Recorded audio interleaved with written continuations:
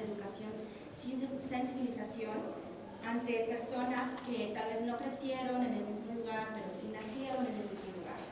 Falta de recursos pedagógicos y materiales didácticos para poder recibir e incorporar a estos niños a la escuela. Ausencia de apoyo psicológico para apoyar al niño en temas de regreso, retorno, estar viendo de nuevo proceso de adaptación. Falta de sensibilización del docente. Como lo mencionaba mi compañera, muchas veces se menciona, aquí no hay niños extranjeros. Y bueno, de antemano, pues ya el hecho de decir extranjeros, como menciona que ellos no nacieron ahí o no pertenecen a esas comunidades, cuando los padres o ellos mismos nacieron, ¿no? En este caso. No existe este programa de reinserción cultural o aprender a convivir con lo que aparentemente es diferente.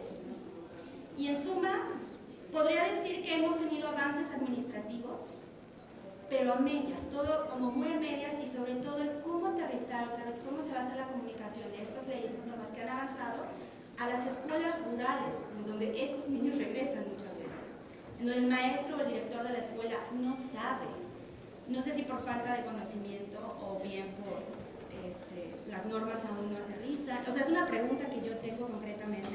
Sabemos que las circulares, muchas de estas no funcionan. O sea, el hecho de mandar un circular a la escuela, ha pasado casos que llegamos a las escuelas y hay así de documentos y oficios. Seguramente ahí está entre los papeles, pero el director jamás lo está viendo. Por otro lado, y quiero hacer también esta énfasis, las familias transnacionales que también lo mencionaban mis compañeras. Y ahí retomo el informe de alto nivel que se hace en el 2013, donde se dice, y tomo la cita, el informe de bienestar y desarrollo, perdón, no lo puse como tal, solo puse la cita, pero él menciona la importancia de considerar a las familias en el estado de bienestar. ¿Qué quiere decir eso?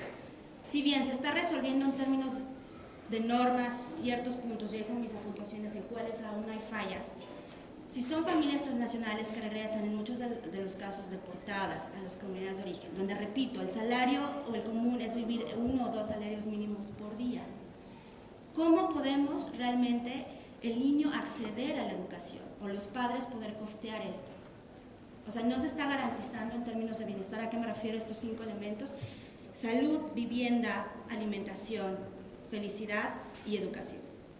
O sea, este tipo de cosas también tenemos que verlas dentro del marco de la estructura, porque no son cosas aisladas. O sea, sí quiero reiterar la importancia, si bien es una audiencia de educación, pero estamos hablando de cosas estructurales para poder facilitar el acceso a los niños.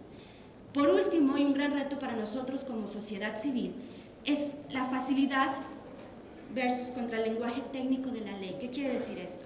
Muchas veces el lenguaje, si nosotros lo hemos hablado entre organizaciones, es tan difícil entender qué se refiere, puntos, fracciones, artículos sobre la ley o cualquier ley, que de alguna forma tenemos una preparación, estamos involucrados, estamos leyendo, tenemos asesores como abogados. Ahora estos lenguajes tan técnicos, poderlo traducir a un lenguaje coloquial para las mujeres, para las comunidades, cuando muchas de estas personas tienen simplemente educación básica, primaria y o secundaria. Entonces, ahí hay otra discriminación en estos lenguajes técnicos. Nosotros tenemos que hacer el acompañamiento, porque cuando lo tratamos de explicar, las personas van a las escuelas y la primera discriminación que sufren es por ser indígenas. Segundo, tratan de explicar los derechos o lo que corresponde a la ley y simplemente hay lenguajes que no se entienden. Por un lado, los padres de familia; 2, por el desconocimiento que tienen las escuelas al poder llevar este tipo de, o aterrizar este tipo de reformas y normas que se han podido lograr. Entonces, muchas veces las familias simplemente abandonan el proceso de incorporación de los niños a la escuela. Tenemos casos que los niños han regresado o prefieren, como lo mencionaban, mandarlos a Estados Unidos. Fue un caso de un niño que estábamos atendiendo en la comunidad que simplemente pudo entrar como oyente. Fue muy difícil porque el bullying era muy grande, porque el niño no hablaba realmente español, porque no había formas de que él pudiera aprender. Los maestros no tenían la paciencia, ni las formas, ni los materiales para poder enseñar. La madre está aquí, el padre quedó en Estados Unidos. Finalmente la madre decide mandar al niño otra vez con el padre para que se pueda incorporar a la escuela, porque simplemente este no había un espacio viable. Entonces ahí vemos familias separadas, y, o sea, esto es una realidad que viven cientos y miles de niños todos los días también. Entonces, bueno, esto y por último que mi análisis, esto es de manera muy personal, podríamos entender que los procesos burocráticos excluyen, discriminan y en algunos casos criminalizan el hecho de los migrantes. ¿Por qué lo digo? Porque si pedimos tantos documentos por términos de confianza, seguridad, no estamos dando la apertura y poniendo las mismas barreras que crean, ¿no? En jóvenes, niños y o familias transnacionales. Eso es todo. Gracias. Muchas gracias.